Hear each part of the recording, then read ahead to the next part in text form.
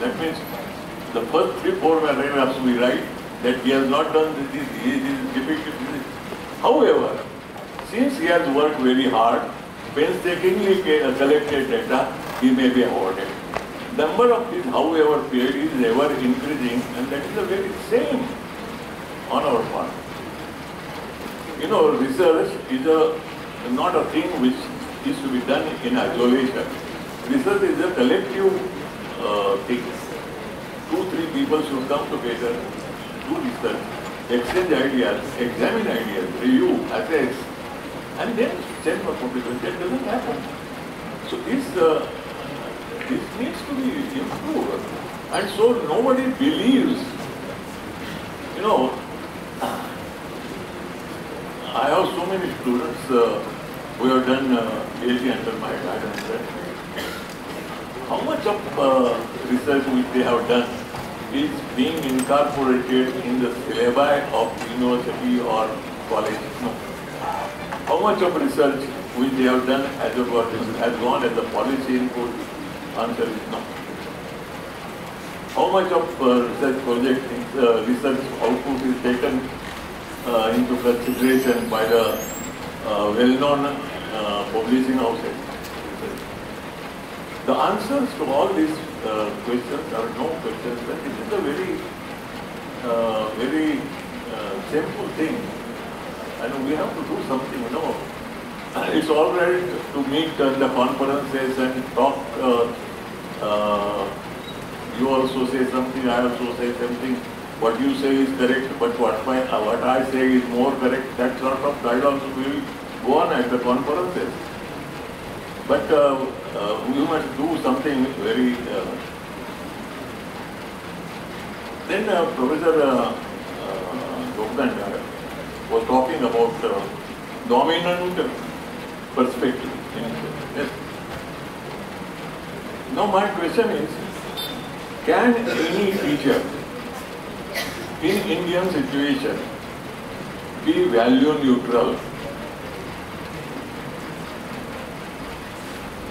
My mind is so much engulfed by regional consciousness, caste consciousness, linguistic consciousness, gender consciousness, and all sorts of consciousness. And it is difficult for me to overcome this concept. So, what I do? Can I be a real sociologist? Can I say in public that this is not correct, this is no. So in the class I will teach that caste system should be abolished, but in my private life I will practice that. Many of you must have heard the name of Edward Sills. Edward Sills was a British anthropologist, and he came to India and he studied Indian intellectuals. And this one remark he has passed about Indian intellectuals. He says there is a wide gap between what they profess and what they practice. That means in private we profess, in public we profess something, we say something, and in private we are committed to something. This dual personality we Indians have, and it's very difficult to teach sociology from a very value neutral position. So this is, we have to find out some way out of it, because otherwise your sociology, my sociology, they will be a different sociology. So this is the last thing which I want to mention is that in order to make subject easy to understand, we are writing books in regional languages. I have written, Professor Pawar and I, we have written a textbook in Marathi for BA students. And now we are seeing the impact of that particular activity on the quality of sociology being taught. Since the books on various for various papers are available in regional language. Our students, not only our students, our teachers are not psychologically ready to read standard English books. So they read Marathi books, only Marathi books and only Marathi books, and so their knowledge remains limited, often one-sided, and sometimes wrong also, because when you write a textbook and if you don't show it to anybody, then you commit mistake. One of my students has written a Marathi book in Marathi, and he has dedicated that book. I felt very flattered. But when I opened a chapter, and he says, Ameriketil Tamde Bharatiya. This was his translation of Red Indians in America. So, such a thing happened. When I wrote first book in Marathi, I said institutionalized, Sanstikaran, into bracket institutionalized. My printer, at that time the printing was not very advanced. My printer said, how can it be institutionalized? It should be constitutionalized. And in the final version of the book, I have written Sanstikaran into bracket institutionalized, but my printer has published it as printed as a constitutionalized. So such a various things happened. So we must put that. And I was talking about this book by Edward Hills on Indian intellectuals. We people are very privileged people. There are many categories of people, categories to which people belong. We belong to one category. Oh, that is what? Okay. Okay. I will just pay for it. Well, we belong to a category of intellectuals because we are the people who create ideas.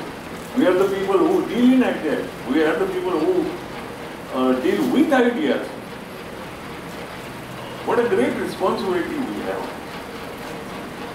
Now, we have to do some self-introspection and see to what level I have reached to the level of intellect. Thank you. Sorry for, thank you for your patient hearing and sorry for detaining you for such a long time. And I'm thankful to my two colleagues. Actually, I'm an intellectual grandson of Professor Gure. Both my teachers, Professor Damle and Irauti Karve, they were Gure's students, and my guide, M.G. Kulkarni, was also Gure's student. So I am his intellectual grandson. And he is my student, but I will not say that he is intellectual grandson.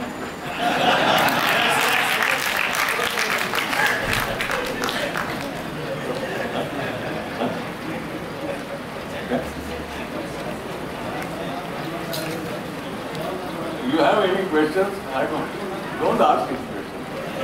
Better thing is don't ask any questions. Okay.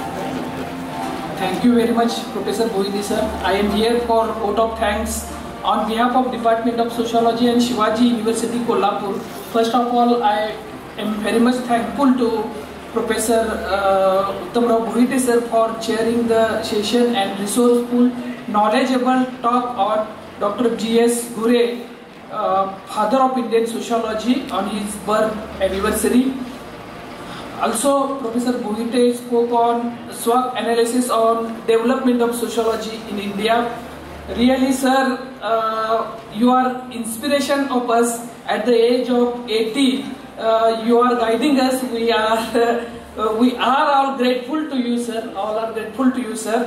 Thank you very much. Also, my sincere thanks to Professor B.K. Nagla sir for wonderful in detail speech on 100 years journey of Indian sociology.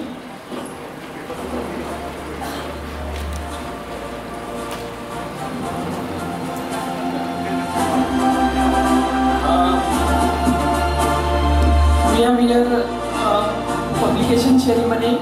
occasional paper series by the Department of Sociology, Shivaji University, Kolhapur, on the hands of Professor Uttamrao Bohinde sir, Professor B.K. Nagla sir, and Professor P.G. Jogdan sir.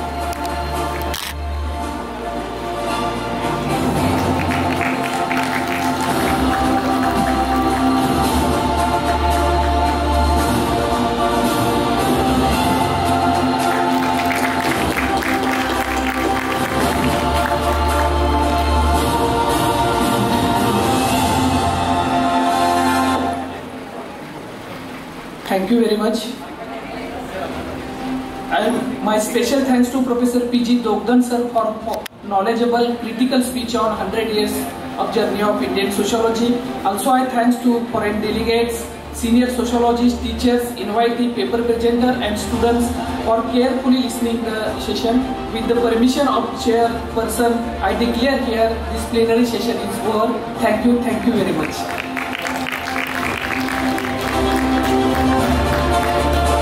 Next session will be start immediately here.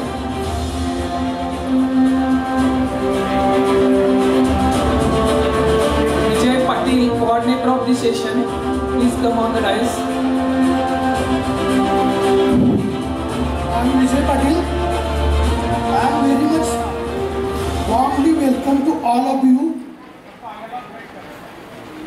Now I am called upon the stage Chairperson Smita Manna ma'am.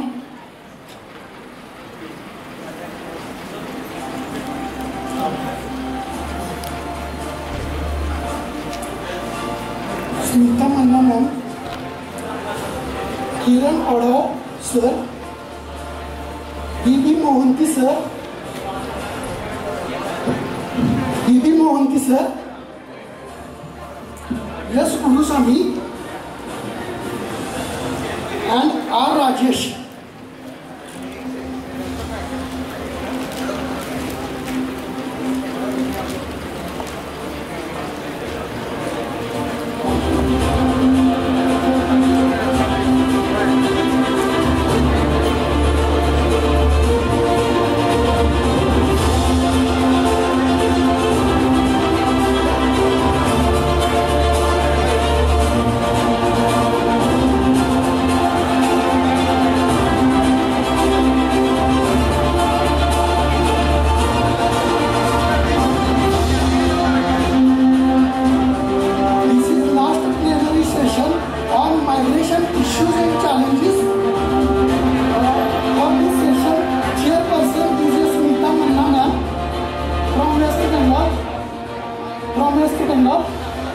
Kiran Odhav sir, S. Gulusamy sir from Tamil Nadu, and B.B. Mohanty sir.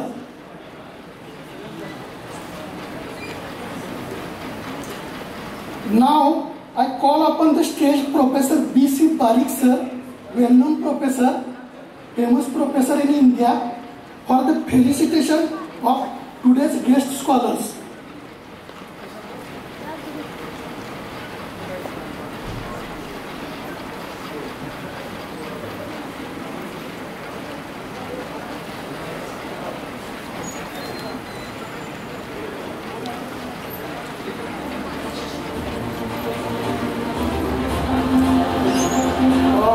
Smita Manna ma'am, chairperson of this session.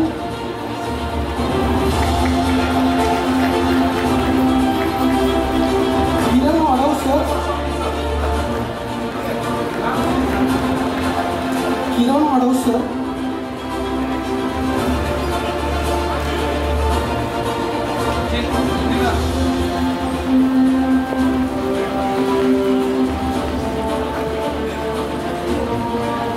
Kiran Odhav sir, from South Africa. Okay, then B.B. Mohanty sir.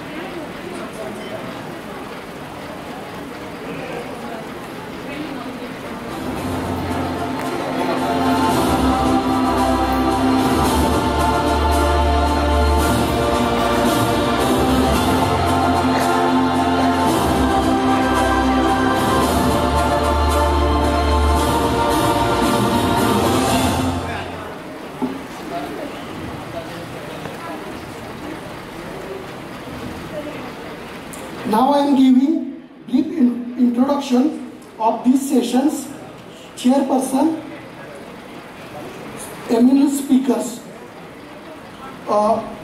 Smita Manna ma'am, she started her research career in the year 1979 from Indian Statistical Institute, Kolkata. After her completed master's degree in sociology, after that, in the year 1980, she joined as a lecturer in the University of Kalyani. After that, gradually, she became reader, professor and dean in the Faculty